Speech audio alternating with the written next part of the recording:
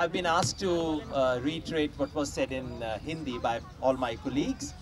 Aam Aadmi Party's Political Affairs Committee met today and has congratulated the Delhi government under Arvind Kejriwal's leadership, which decided to resign yesterday because it set a precedent. It set a precedent of a government which is willing to give up power in this country where power means everything. Here is an example of a government which gave up power on the basis of a principle. Aam Aadmi Party was formed, contested elections and formed government on the basis of several principles, and one of those key things was, in fact the foremost thing was Jan Lokpal.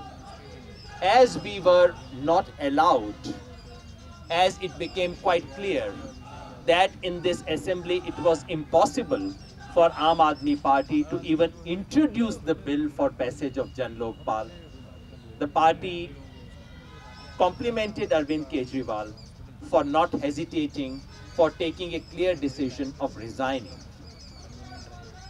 We feel that now that the alliance between Congress and BJP is quite apparent. Yesterday in the assembly, not once but several times, these MLAs from Congress and BJP stood up and said, we 40 of us constitute majority.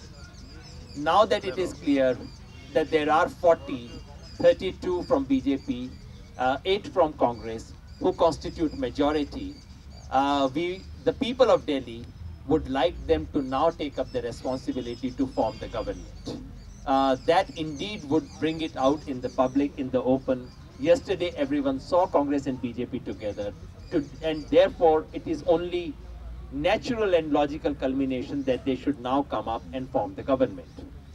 Delhi government had instituted some very key and critical cases of corruption, the leading one being on the Reliance gas scam against Shri Mukesh Ambani, Shri Moily and several others. Several cases which were to do with Sheila Dikshit-led Congress government. We would urge those who are now responsible for the government, the Lieutenant Governor and the President and the Home Ministry and everyone, we would urge them to ensure that all these cases are pursued to their logical culmination, that no dilution is allowed in these anti-corruption cases, which are important not merely for Delhi, but for the nation. My colleagues also announced that Aam Aadmi Party would now wish to take its anti-corruption campaign all over the country. The party would begin its national campaign with a rally in Haryana scheduled for 23rd of this month, which is to say the coming Sunday. The rally is scheduled, and this is where Arvind Kejriwal would launch the national campaign. Second rally is scheduled for 2nd of March in Uttar Pradesh. Both these rallies would launch Aam Aadmi Party's national campaign. Mr. Yadav, one question. Mr. Yadav, one thing which people have been wanting to know. LG को नहीं भेजा तो क्या ये उनको एक मतलब ये दिखाया गया कि संदेश वहाँ के सिर्फ एलजी लेटर जो है एड्रेस किया गया है प्रेसिडेंट के नाम से। जो मर्यादा इसकी होती है, अरविंद केजरीवाल ने जाके अपने एलजी को चिट्ठी पकड़ाई, चिट्ठी एड्रेस प्रेसिडेंट को है, क्योंकि अंततः एलजी दिल्ली में प्रेसिडेंट के रिप्रेजेंटेटिव हैं, उनको चिट्ठी दी गई और मुझे अभी बताया गया कि वो चिट्ठी फॉरवर्ड कर दी गई है, यानी कि रेजिग्नेशन एक्सेप्ट हो गया। योगेंद्र जी, सबसे बड़ा सवाल, क्या अरविंद केजरीवाल लोकसभा चुनाव लड़ेंगे?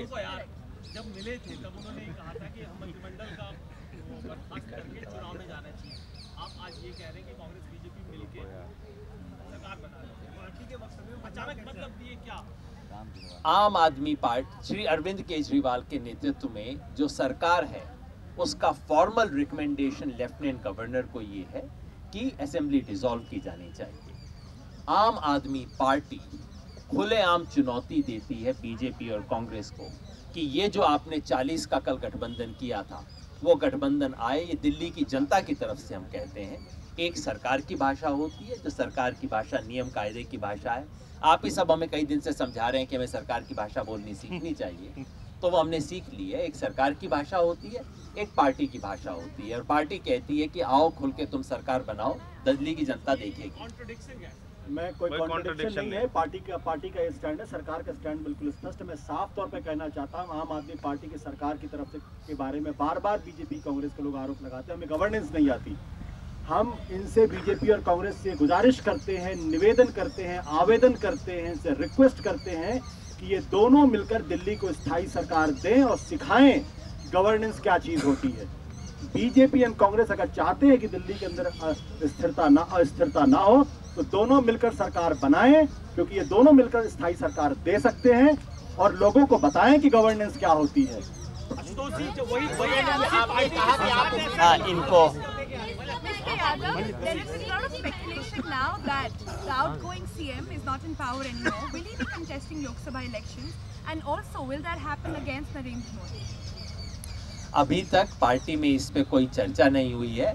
कल दोबारा पार्टी की पॉलिटिकल अफेयर्स कमेटी की बैठक होगी, जिसके अंदर नामों, हमारे मतलब कैंडिडेट्स के नामों के बारे में, आजकल ये शब्द भी बदल गए हैं, इनके बारे में जो पार्टी ने घोषणा की थी उस सब पे चर्चा होगी। लोकसभा की हमारी पूरी स्ट्रेटजी पे होगी।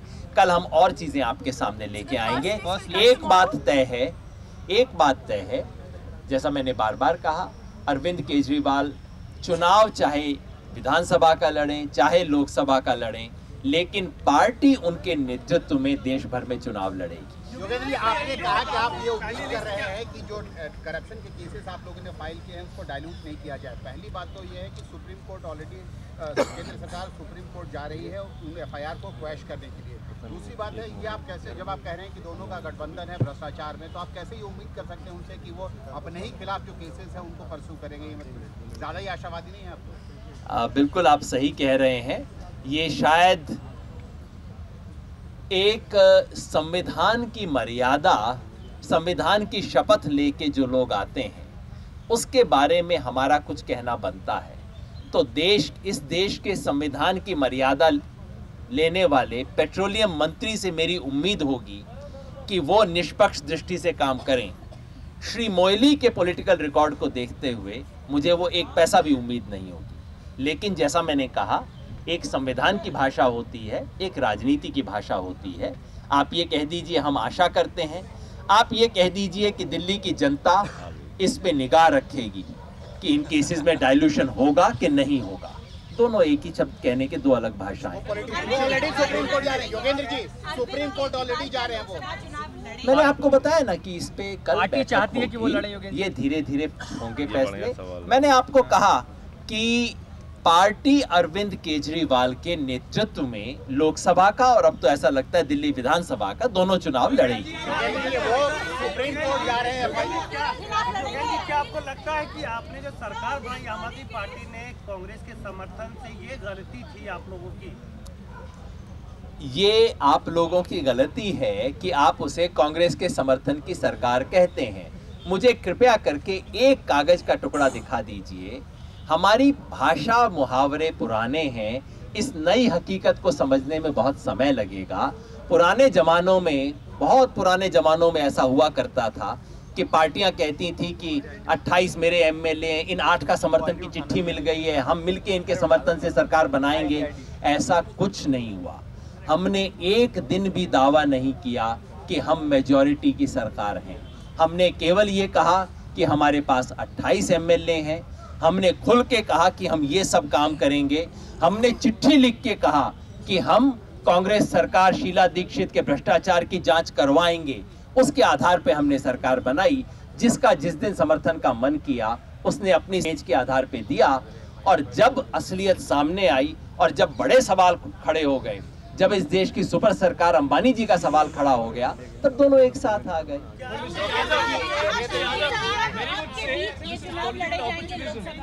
बीजेपी और आप पार्टी के बीच लोकसभा चुनाव लड़े जाएंगे, ऐसा आपकी पार्टी ने पहले भी क्या कहा है। तो क्या ये मान लिया जाए, अगर मोदी के नेतृत्व में बीजेपी जा रही है और अरविंद केजरीवाल के नेतृत्व में आप जा रहे हैं, तो मोदी और अरविंद केजरीवाल आमने सामने होंगे? ये तो आप जैसे जैसे आम आदमी पार्टी का कैंपेन खुलना शुरू होगा, आपको इसमें से कुछ चीज़ें पता लगेंगी। सारी बात हम प्रेस कॉन्फ्रेंस में भी ना कहें। ये बात सही है कि हमारा मानना है कि कांग्रेस और यूपीए गठबंधन इस चुनाव में अप्रासंगिक हो चुका है। Congress and UPA have become politically irrelevant in this election. लोगों को सिर्फ निराशा ही नहीं, पूरे देश में इतना गुस्सा है, तो कांग्रेस का पराभव, उसकी हार, ये तो तय है। ऐसे में बीजेपी एक सब्स्टिट्यूट के रूप में आना चाह रही है। इसी पॉलिटिकल एस्टेब्लिशमेंट के अंदर से सब्स्टिट्यूट ढूंढा जा रहा है। आम आदमी पार्टी, जैसा दिल्ली में हमने किया था, इसे सब्स्टिट्यूट बनाम ऑल्टरनेटिव का इलेक्शन बनाना चाहती है। यानी कि एक तरफ केवल सत्ता बदल और दूसरी तरफ व्यवस्था परिवर्तन। हम इसे इस बड़ी लड़ाई में बदलना चाहते हैं। सत्ता पलट के प्रतीक नरेंद्र मोदी हो सकते हैं, व्यवस्था परिवर्तन के प्रतीक अरविंद केजरीवाल बनेंगे। आमने-सामने होंगे लोकसभा चुनाव में। मेरा सिंपल सा प्रश्न है, क्या दोनों आमने-सामने होंगे एक लोकसभा? अच्छा, आप अपना पुराना प्रश्न दोहरा रही हैं कि अरविंद केजरीवाल किस कॉन्स्टिट्यूएंसी से लड़ेंगे। मैं अपना पुराना उत्तर दोहरा देता हूं कि इस पे चर्चा नहीं हुई है। कल मीटिंग होगी, शायद इन और सवालों पे चर्चा होगी। बस हाँ, योगेंद्र जी, एफआईआर के बारे में सर पहली लिस्ट आप आएगी पूछ कल। चुके। नहीं, सुप्रीम कोर्ट कल यहीं पे पीएसी की दोबारा बैठक होगी, जिसमें चुनाव संबंधित कुछ और फैसले होंगे। आपकी कुछ जिज्ञासा का समाधान वहां मिल जाएगा। कल सुबह इसी समय होगी मीटिंग।